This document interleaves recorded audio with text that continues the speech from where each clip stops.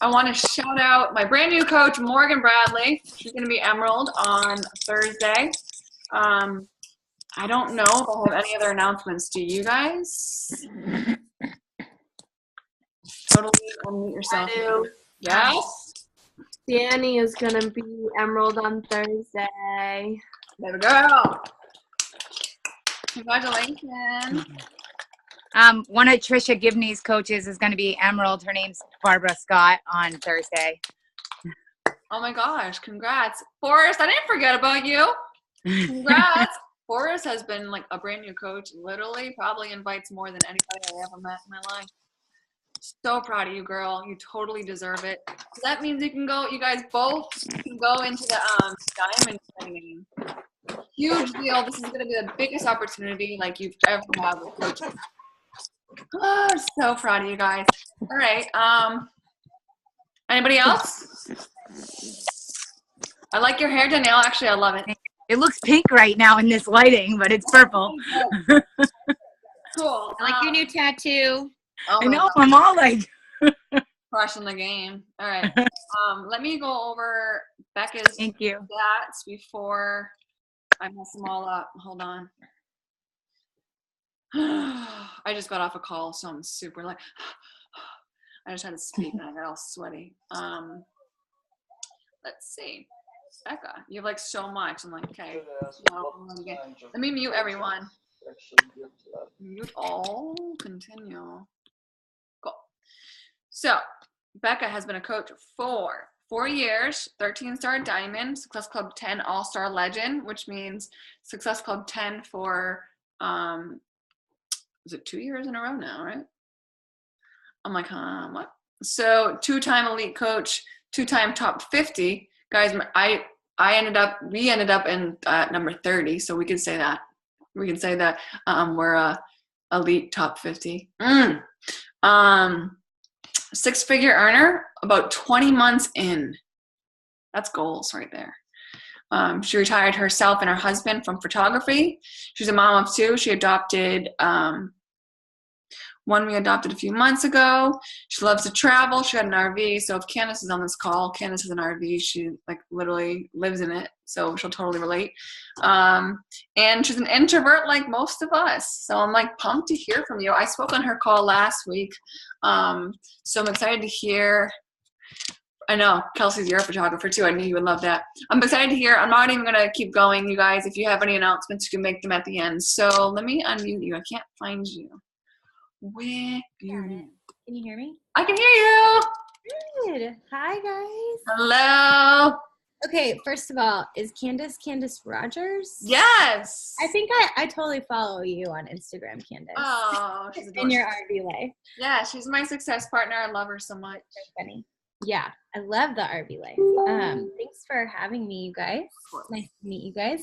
And yeah, I love all the incredible hairstyles happening.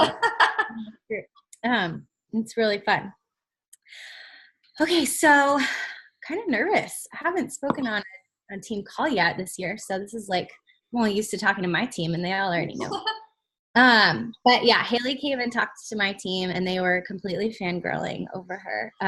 So I am so honored that she asked me to come and chat with you guys. So feel free to ask me questions as I'm going, because I don't know all of you as well as I would like to. So if there's something that I say that like strikes a chord and you want me to dig deeper into that, just like toss it in the chat.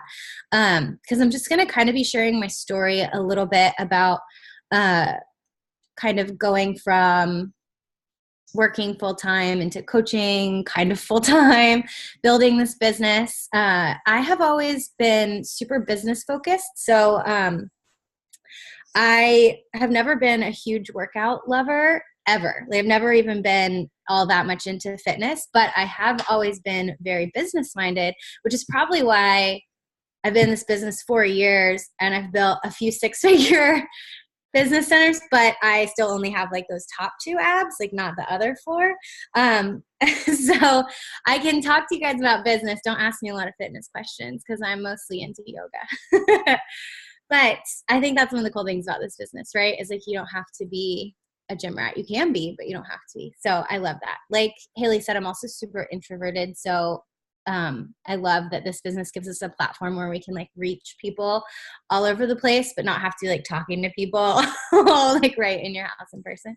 So I started a little over 4 years ago, in August of 2013, which I'm pretty sure nowadays makes me like an old coach, which is really weird to me because I don't feel like I've been coaching all that long. It was right after T25 came out, and T25 was like kind of changing the game with Beachbody because that was the first of the shorter, let me mute my phone.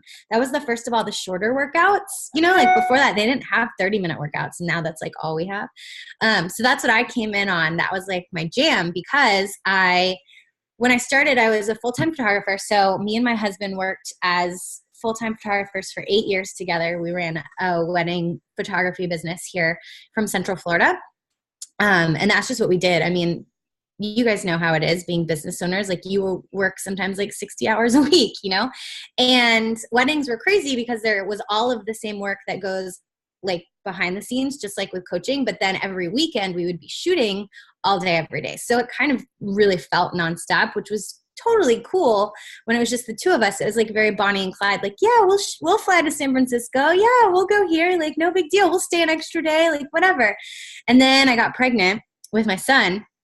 And we had him, and we don't have a lot of family locally that can just like come over and watch him.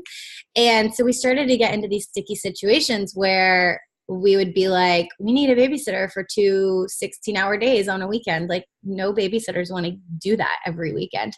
And so the breaking point for me was we had a wedding in Atlanta, which is like an 8-hour drive from where we are. And like 2 days before our babysitter canceled. And so we ended up having to like take our son, leave him with like a friend of my husband's who I didn't really even know, and like shoot this wedding. It was so stressful. I was distracted like the whole time. So I was like, my kid's going to die. And then people are going to be like, why would you leave your kid with someone you don't know? You're a horrible mom. And I would be like, but this was my job. And I was like going down this whole rabbit hole.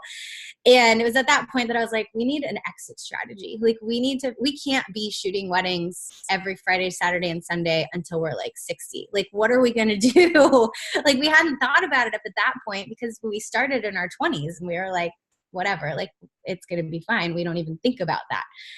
So that was when I was kind of started opening my mind. Up until that point, I had been so in love with photography that I was so like tunnel visioned into it. It was my baby, that business.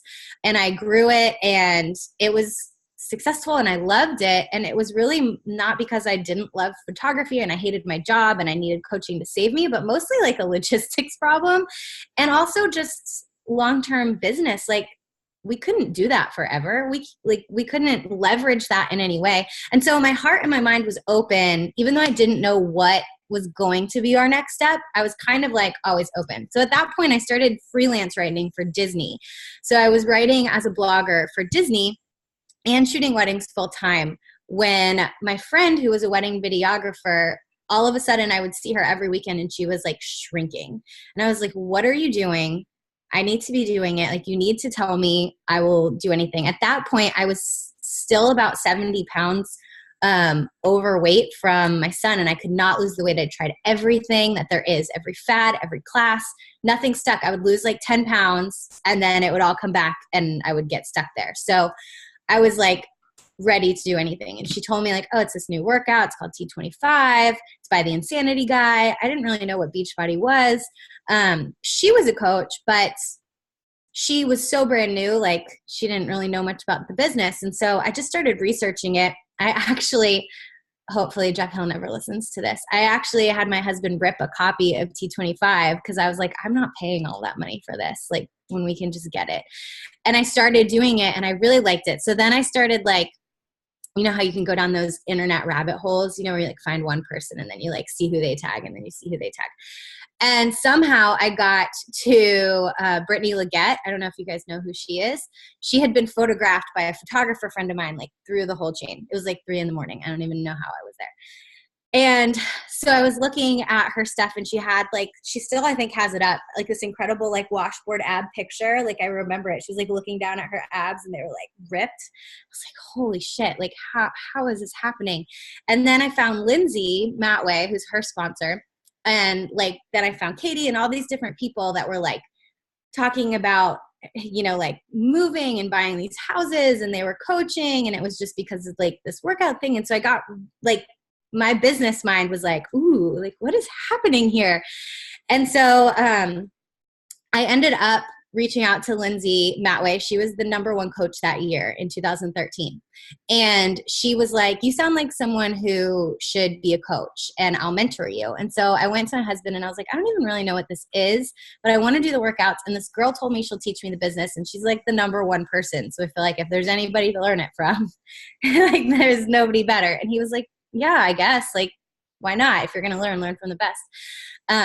And so I got started. So when I started coaching, I was working as a full-time photographer, probably about 60 hours a week. I was blogging for Disney, another like 25 to 30 hours a week. And then I dove like head first into coaching because I saw the potential from the beginning. And I hope this doesn't sound cocky, but like literally from the beginning, I was like, yeah, I'm going to be a millionaire with Beachbody. Like, duh. Like, why? If these people can do it, like, why would I ever not? It's just a matter of time. And so I treated it like that from the very beginning. And right out of the gate, I was like, I'm going to get to Diamond. I'm going to get on that Success Club trip. I'm going to do it all. And so I did. So it caused a little bit of stress in our lives for the first year. But it was crazy. So I was asking Haley, what kind of things can I talk about? And she was saying like, just talk about navigating the business when you're busy, because most people aren't retired from their jobs yet. And like most people have a lot of stuff going on. And if you have kids, that's like a whole nother level of crazy. And it's just a lot. So for me, what I did was I worked it in the cracks. I didn't have like a sit down power hour. I'm actually, even now as like a full-time coach, don't like just sit down and do like stuff from a list. I'm like way too right-brained for that and all over the place. And so I still work it in the cracks. So I was telling Haley, for like 2 years, if you were a challenger of mine or a coach of mine, odds are you got a message from me in a bathroom stall. Like that was just what happened. I would literally leave receptions while we were shooting weddings. My husband was like on the dance floor taking pictures, and I would take all of these like 10-minute bathroom breaks, and I'd like just sit there and like answer as many messages as I could and just like tear them out, because I'd been shooting all day and I was like, oh my goodness, these people, like they're waiting. If I don't answer them, they're going to go somewhere else or whatever. So for like a good 2.5 years, I told my challengers this, and they thought it was funny, but I was like, you probably got a bathroom message from me. Like, that's just how it was. And that's, you kind of have to do what you got to do sometimes, especially like when you're doing this and it's not the only thing you do. Like, you got to get scrappy sometimes, especially if you're not that hyper type A organized personality. Like those people, I am so jealous of all of their lists and color coordination and time management skills. I don't have it. But what I do have is I'm really, really fucking scrappy, and I will make it work. Like I will just figure out a way. I'll be like at a red light in the carpool pickup line, like whatever it is. And so you just have to do that sometimes. So if that's you, don't feel like that's not okay just because Melanie Mitro tells you you should sit down for an hour, or just because someone else does it this way and you see their training video. That was like one of the big things I had to release myself of, was that I didn't have to run my business just like someone else did it just because they were successful. Like success leaves clues, absolutely. But you can still make it work for you. Like you can tweak it and make it work for you. And when you do, you start to enjoy yourself so much more, because you're not like trying to force yourself into this like lifestyle or business ownership that is not you. Me waking up every day at 5 a.m. to sit down and work through like a checklist, I would probably give up within 6 months, because that's so not me. That doesn't go with who I am. I would have to force myself and hate it the whole time. But I will happily stay up till 1 or 2 in the morning because I'm a night owl. And like other people hear that and they're like, that sounds horrible and like torture. But for me, waking up at 5 a.m. sounds like torture. So you just have to figure out what works for you, and there's not really a right or wrong answer if you're getting it done. So it's totally okay to work in the cracks. And that's how I built my business. Like Haley said, I built really quickly. So I built to 6-figure income in like 20 months. Hopefully it's okay to talk about money with you guys. Beachbody does not guarantee any level of success or income for the coaching opportunity. Money all the time. I love it. Really quick, I want to say something. The other day I was talking to Becca, and she was like, I was talking to like my Beachbody friends, like, what do I call them, first of all? And she was like, I don't know what to call them. But they were asking what my goals were. And I was like thinking, I want to make $10,000 every week. And then she was like, they didn't understand my goals. But if you tell that to a Beachbody coach, it's like, oh yeah, you can totally do that. It's just so funny, like what you can do with this business. And just like this, like not in a bad way, but like this warped little universe we live in as coaches. It's amazing.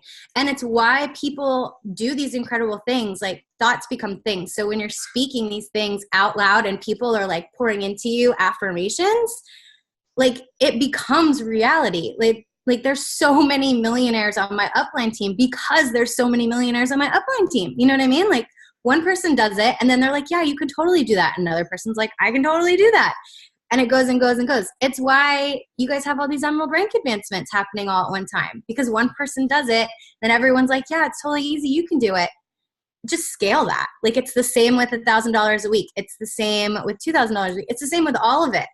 And so I was telling Haley, we had gone out to dinner with some friends, some Muggle friends. That's funny. I like that term. And the guy is a brewer. Like he runs a brewery here and he's super talented. And so he always likes to ask me like businessy questions. He's like, so what do you got going on? Like you've always got something going on. Like what's your big thing for 2017? And in my head, I'm like floating above my body, like listening to myself potentially say, well, you know, like my really big goal this year is to get inducted into the Millionaire Club and really lock in those $10,000 weeks. And like, I'm like stalled out because I know that I can't say that to like a Muggle, non-Beachbody normal person, because they're going to be like, I'm sorry, what? Like, I don't understand.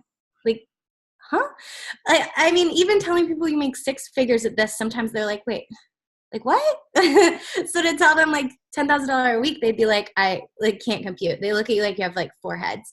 And so I got in the car and I was telling my husband, I was like, it's so weird because like I can go back on to my computer and talk to my success partner and be like, yeah, my real focus like in the first 2 quarters is to lock in those $10,000 weeks. And she's like, absolutely. What's your plan? Like, what are you doing right now? Like such a difference. So yeah, it's so funny to me. So one of the things I had to do to kind of help myself get through all of that, I don't know if any of you guys are in the I forget what it's called. One of my coaches had the best term for it. Oh, the muck in the middle is what she calls it. It's like that time in the slide edge curve when you're putting, hopefully, have you guys all read that book, Slide Edge Compound Effect? Okay, so this image doesn't make sense.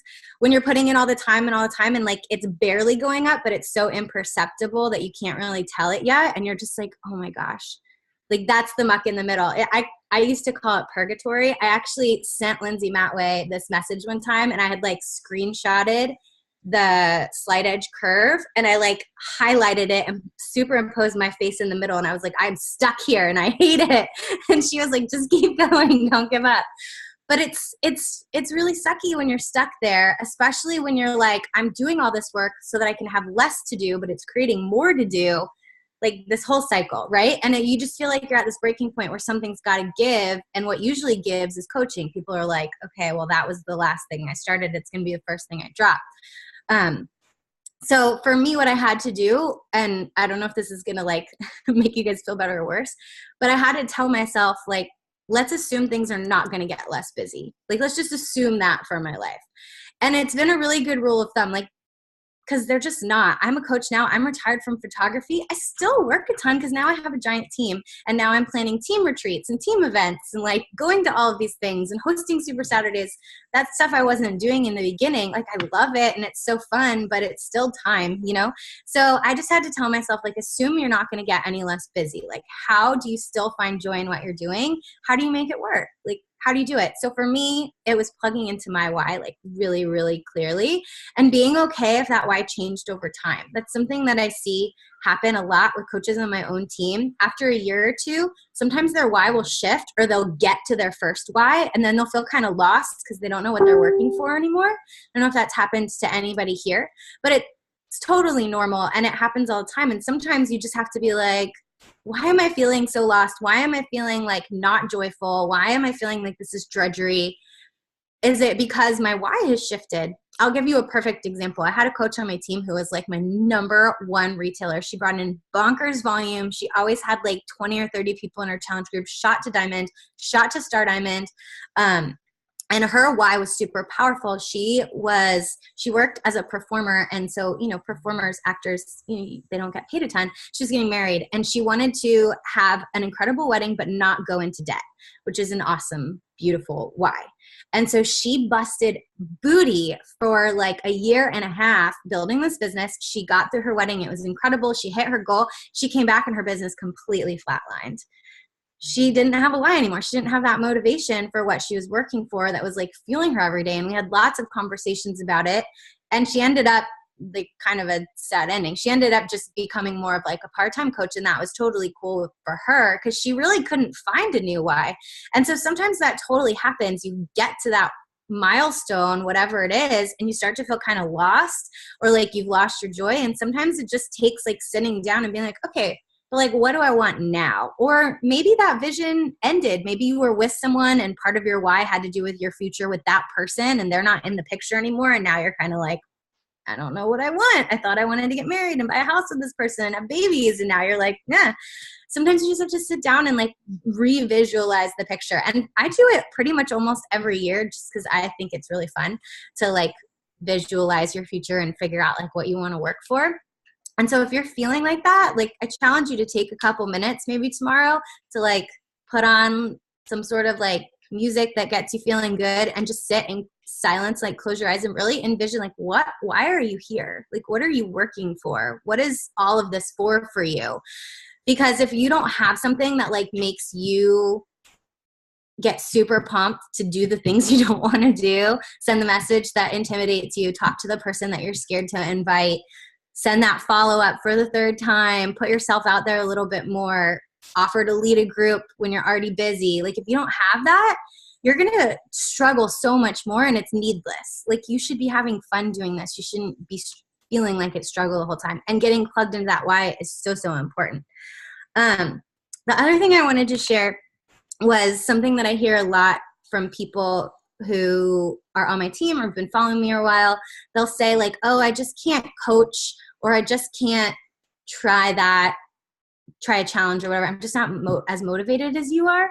And I get it. Like people watch us as coaches and social media is a highlight reel. So we can seem really motivated all the time. Right. But I think that people think like, oh, it's only these special types of people who like wake up every day motivated and go through every day super motivated and go to bed super motivated. And that's just not the truth. So this is the example I give to my team and hopefully it'll help someone here. Maybe if you have a mind block about that, or maybe if you're telling yourself a narrative about how you're not a motivated person, because it's not true. Nobody's not a motivated person, just like nobody really is a motivated person. So we've all heard like the kind of differentiation between like infatuation and love or like lust and love, right? Like you've all heard kind of that like after school special talk. That's like when you first fall for someone, you've got like all the crazy feelings. You're like obsessed with this person. Like you see no wrong in them. Everything is rose-colored glasses.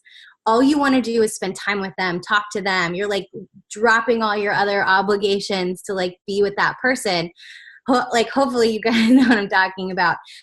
But then what happens after like a couple months in the relationship, like life starts to come back in and all of those like really adorable little quirks start to become like horrible pet peeves where you're like, oh my God, it's really hard to love you right now. And so you have to choose to love that person. And I kind of think it's silly to say marriage is the only way to do this because I think you can do this in non-married relationships too. But just for the sake of this example, just like a marriage, you're committing to loving that person and putting that person's needs in front of your own sometimes, right? And marriage happens even after infatuation ends, but you're still having to wake up every day and choose to stay married to that person and choose to love them and choose to actually like take action on that so that they feel that and the relationship blossoms. Motivation is the same thing. Motivation is not equal to love. Motivation is equal to infatuation. Drive focus, discipline, that's equal to love. So everybody kind of thinks of motivation like they think of love. They think it's like this fairy tale Disney, birds chirping, like everything's perfect. That's not motivation. Motivation happens when you start something new because it's exciting, just like a relationship, and you're seeing all this potential and you've got your rose-colored glasses. You launch this coaching business. You're watching Haley's success. Like, you're like, yes, I can do it. It's amazing. It's beautiful.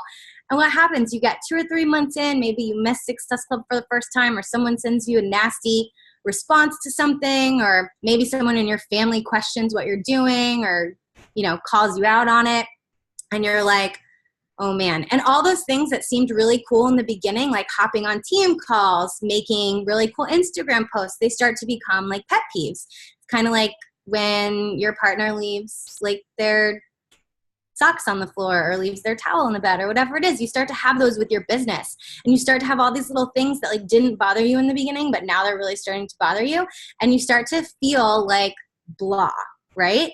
And you think, well, I'm just not a motivated person. Well, how silly would that be if you were in a relationship and you were like, I'm just not a loving person. Like, I just am not. It's not in the cards for me because I just don't feel it every second of every day. It's the same with motivation. So motivation is like infatuation. Drive and discipline is like love. And your business is kind of like a marriage, you guys, because it's a commitment you made to a future that's possible but not guaranteed. You've got to work on it every day, and you've got to show up and put that investment into it. Just like in a marriage, you have to show up every day to love your partner. In your business, you have to show up every day and be disciplined and have that drive. Motivation is going to wane. Just like infatuation is going to wane. I love my husband, but there are days that I do not like him. And I love my business, and there are days that I do not like it.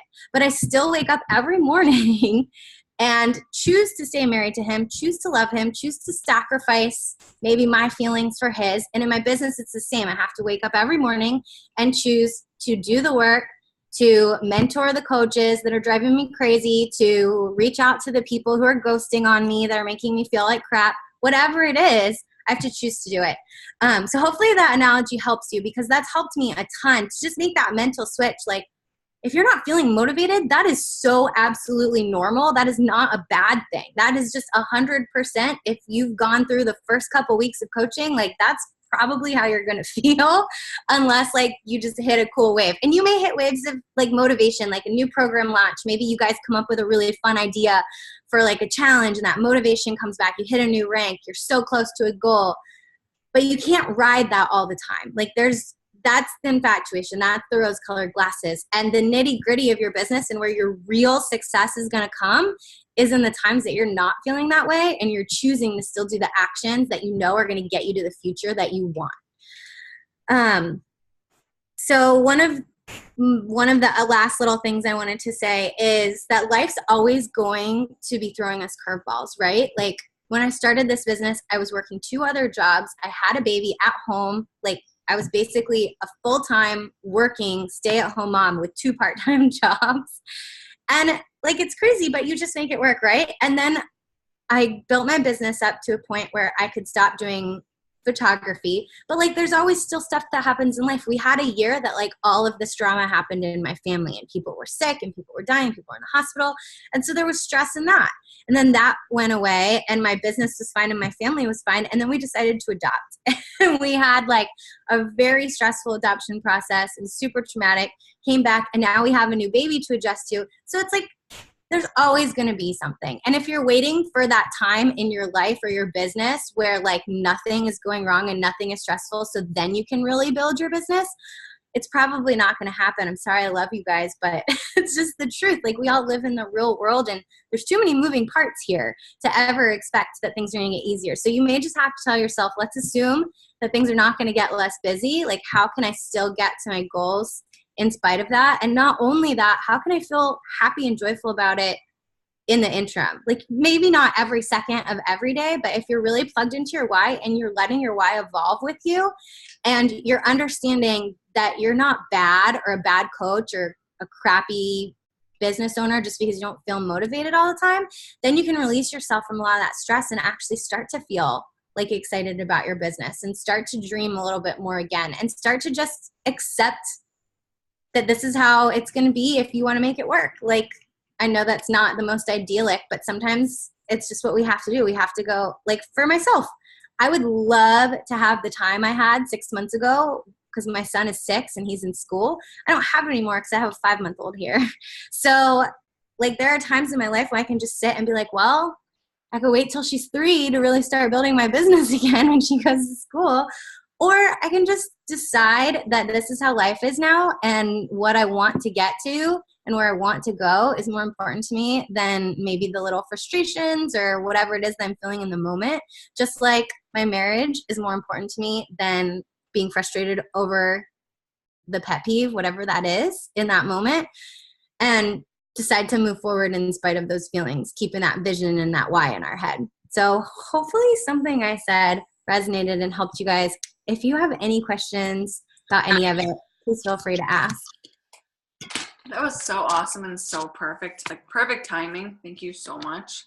I know you guys love her. I can see with the comments. Does anybody have any questions? Please feel free to ask anything. I know that you talked about the slight edge. I always like asking what people's favorite books are. Yeah. I really like, well, I feel like the slight edge should be like required reading for network marketing and for coaches. Without a doubt. Like, just for any grown up, because it's like anything in life, you know? Right. And you can, like, use that analogy for everything, like your friendships, your bank accounts, like whatever it is. So I think that's really important. I tell all my coaches to start with that one, even though it's not like the sexiest book. I feel like it's like really important. It is one of my favorites, though. It really makes you think, like, what am I doing right now? Is it really going to help me, or is it going to kill me, basically? Yeah. I'm trying to think what other ones I've really loved over time. Oh, Relentless is one of my all-time favorites. Oh, okay. I don't think I ever read that. Oh, my husband has that book. Good to know. I think it's Tim Grover. Is that Yeah. right? Anybody on Google? But he is so cool. And I'm not even like super into football or basketball, but he is like, anybody watch that movie Hitch with Will Smith? Yeah. You guys remember that movie? You know how he was like the underground dating guy and like you only found out about him if you had your card? Well, this is how this guy is, but he's like the coach that gets people's careers back after they have career-ending injuries. Oh. But he's like Hitch. Like, you only know about him if you're like in the elite of the elite. So he's worked with like Michael Jordan, like all the crazy top guys. And he talks about this mindset. He basically breaks people into like these 3 categories: cleaners, closers, one other thing. It's been like a year and a half since I read it. But I was reading it, and the whole time he's talking just about like the differences and how everybody has a spot on the team, but like it's the ones at the very top that have this relentless mindset that become like the champions and that become the people that the kids wear their jerseys and have their shoes and, you know, like they want to be. So that one was really, really good, especially if you're like a driven person and you maybe feel like nobody gets you. That's a really good one. Trying to think. Anybody have any other questions they want to say? I'm just trying to think. I feel like I have like a million, but I don't want to hog all the questions.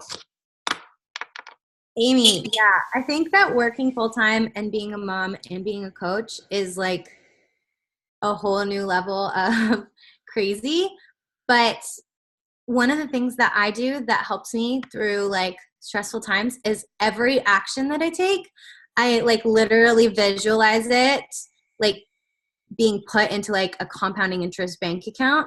And I'm like, this is one step closer to one less stress. So it's like a give and take. So like every action I take is like one step closer to not having that job or not having to do that extra thing that I don't want to do or whatever it is. Like that helped me so much when I was in the muck of the middle. Because you get there for a while, and that's just how like this business and network marketing and the compound effect works. Like you feel like you're there for a long time, even though stuff is getting better. You just can't quite see it yet. I have so many coaches quit right before the curve goes up, and I can see it because I've been coaching long enough that like I can see the trends in their volume and in their downline, and I can be like, you're so close. But like, you know, some people just hit that breaking point. And for moms who are also working, it can be hard because you're giving to everybody all the time.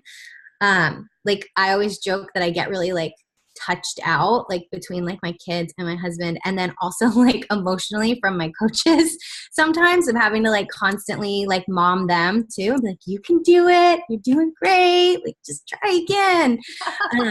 To where like sometimes I come home and I'm just like, Oh my God. at the end of the day. And so just visualize every task you do, like one more penny into that compounding interest bank account. Because honestly, that's really what it is. Like you're just putting those compounds into effect. I literally like was the same rank for like years, and I totally could have been like, this is not working anymore. It's like Beachbody is not the same. But like, I don't know what it was. First of all, I just knew that I never wanted to go back to those two jobs. But I also knew like, if somebody else could do it, I can too, even if it does take me a lot longer. So like, I don't know. There, you got like the whole muck in the middle thing. I was in that middle for so long. But imagine if I gave up, like no one would be here. Yeah. Crazy. So and I know that trajectories are so different now, so I don't love saying timelines because like, I never want anyone to get it like fixed in their head that everything has to happen on that timeline. So that's like my disclaimer for this. So I worked for 16 months before I hit $1,000 a week. And I know that's actually like pretty fast, but like for me, that felt like a million years because I was working like a lot. Like I was putting crazy amounts of hours into coaching on top of the other stuff. And so I just felt like no payoff for the amount that I was putting in, right? Like you just feel like I'm not getting paid even like poverty level minimum wage off this time. And I remember sending my sponsor coach, Lindsay, these messages like, when is it going to happen? Like, I don't know how much longer I can do this. Like, I don't know how much more I have in me. Like, this is insane. I'm pouring into all these people. They're not doing anything. They're not growing. They're not generating volume. Like, how many people do I have to get started to get someone to take off? And she was like, just keep going. Like, just don't give up. And I would get so frustrated with her because I was like, you don't understand. You're a freaking multimillionaire. Like, you don't know my pain.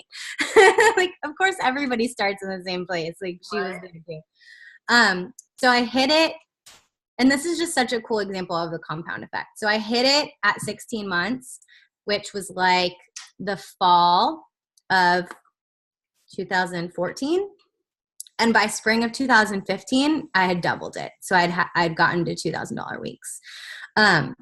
And like, obviously I know that that's not necessarily like a guarantee for anyone, but in my life, it was such like a cool confirmation of that compound effect, because just like you see that chart, like once it starts to tick up, it starts to tick up, you know, and it starts to compound fast because it's really easy to get to 2,000 when all you're having to do is double 1,000 instead of trying to get to 1,000 when you're doubling 10, you know, like it takes so much longer. So things just start to grow so fast.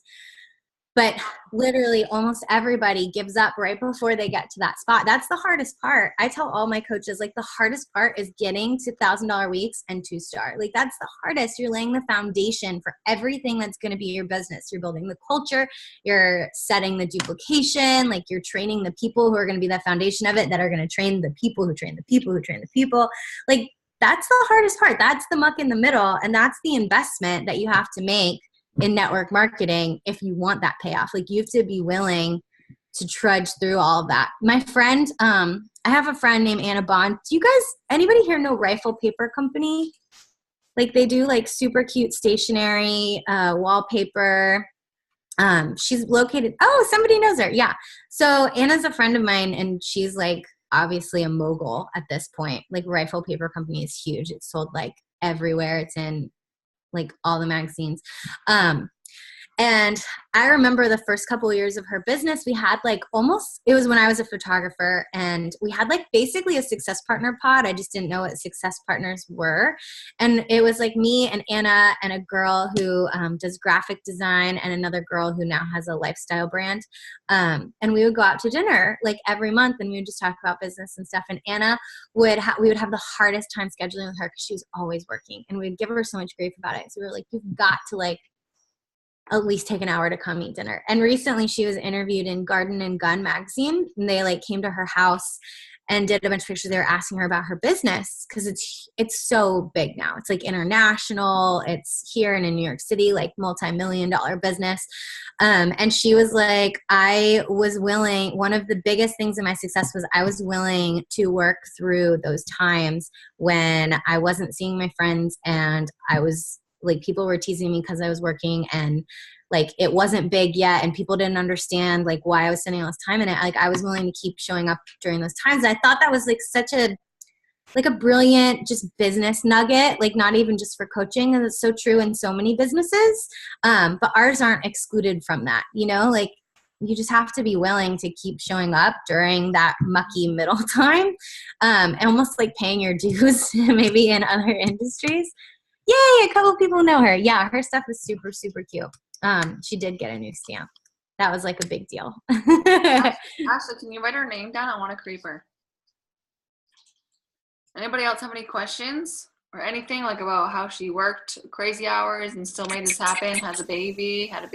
Yeah, I have a question. Yes. This is okay, so my question as far as like networking and all the things that you have to do on Instagram and social media to make new friends and reach out, like I totally definitely message people back in the cracks, but like it's the whole like sit down for an hour and like like and comment on people's stuff, and I'm just curious like when you found time to do that. Yeah, so I was definitely not super organized about it in the beginning. It was a little bit more guerrilla style, like where I wasn't like writing down every person's name at that point at all. And so a lot of it, I put a lot of time into, I guess now they call it curiosity marketing. A couple years ago, we called it attraction marketing. It's all like the same thing. But I put a lot of time into that because I wanted to save time on the back end. So I figured like if I can make people trust this on the front end, if I can answer their questions on the front end, I save myself time on the back end. So like from the very beginning, I've basically like run my social media like a sneak peek or answering common objections I get. Like if I find that I'm getting a lot of income or like money objections one month, like I'll do a post about like how I made it work in the beginning and how like even I was scared to invest in it and, you know, or whatever. Or if people are like, I just don't have time to be a coach, I'll do a post publicly about it, because then, I mean, I still end up talking with people, but then at least it saves a little bit of time, because by the time I am talking with people, they've already seen it, they've already read it, we've kind of gotten through that. So I did that. And then, like I said, it was just guerrilla style. I mean, sometimes it's not pretty, you know, like sometimes it's not organized and not pretty. And I'm sorry if you're like a type A person, this is hurting your heart. Because like I would just be willy-nilly. It would be like in the car from the ceremony to the reception, liking, commenting, and not even writing down who I was talking to. Basically, I was kind of operating under the belief that if I could just, I called them touch points. If I could just create touch points with enough people, some people would come back and look at me. And because of the time I spent on my public social media, it would draw them in. Like that was my mentality. And it definitely did work. Obviously, like I've had to evolve over time. Like I was just talking with one of my success partners. We were joking about a post that was like in our old training. And it was like one that used to work like crazy a couple years ago, and it was like, oh, my coach selected me to be in a challenge group with her and I get to bring 3 people in, like let me know if you want to join. You would hit like Success Club 15 off of like one post, and now people post that and it's like flatline dead, because you know social media evolves and people have seen that a million times. So I mean there was stuff like that we could do that doesn't work anymore now. Like definitely now I think you've got to be way better about curiosity or attraction marketing than you had to be before. Or if you're not good at that, you've got to be way better about talking to a lot of people and liking and commenting on their stuff. Like you've got to be like really good at one or the other, or good at both. Because otherwise it's just hard. Yeah, guerrilla style all the way. Sometimes it's just messy. And I would do my best, like obviously when I did have time to track and to like follow up with people.